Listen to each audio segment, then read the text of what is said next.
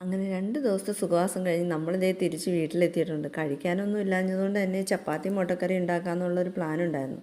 3 പേരുണ്ടല്ലോ, അതുകൊണ്ട് അത് പെട്ടെന്ന് കഴിഞ്ഞു. ഇങ്ങോട്ട് വരുന്ന വഴി ഞങ്ങൾ മുണ്ടക്കയത്തുനിന്ന് സ്റ്റാറും അതേപോലെ തന്നെ കൂടെല്ലാം മേടിച്ചിട്ടുണ്ടായിരുന്നു. കിച്ചു അതെല്ലാം പെട്ടെന്ന് സെറ്റാക്കി. കൂടിൻ്റെ അകത്തൊന്നും വെച്ചില്ല കേട്ടോ. പുല്ല് എവിടെ നിന്നെങ്കിലും സംഘടിപ്പിക്കുന്നത്. പുല്ല് ഇവിടെ നിന്നും തിരഞ്ഞിട്ട് കിട്ടിയില്ല, എങ്ങനെയെങ്കിലും ഒപ്പിക്കണം. അത് കഴിഞ്ഞ് ഞങ്ങൾ ദേ പതുക്കെ പഴയ സ്റ്റാറൊക്കെ ഒന്ന് കത്തിച്ച് നോക്കി. അത് കത്തുന്നുണ്ട്. എന്നാൽ പിന്നെ അത് വൃത്തിയാക്കാമെന്നും പറഞ്ഞ് വൃത്തിയാക്കി.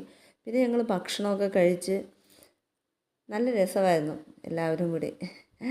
കുറേ നാളുകൾക്ക് ശേഷമാണ് എല്ലാവരും ഒന്ന് കൂടുന്നത്. എന്നാൽ പിന്നെ ഇനി നമുക്ക് സ്റ്റാർ കത്തിച്ചാലോ എന്ന് പറഞ്ഞ് സ്റ്റാർ കത്തിക്കാൻ പോയി. ഇപ്രാവശ്യത്തെ സ്റ്റാർ നമുക്ക് പേരമരത്തേലായിട്ട് ഇട്ടേ, നല്ല ഭംഗിയുണ്ട്. അവർ പോകുന്നെന്ന് പ്ലാൻ ചെയ്തപ്പോഴേ ഇവർ രണ്ടുപേരെയും മട്ടങ്ങ് മാറി.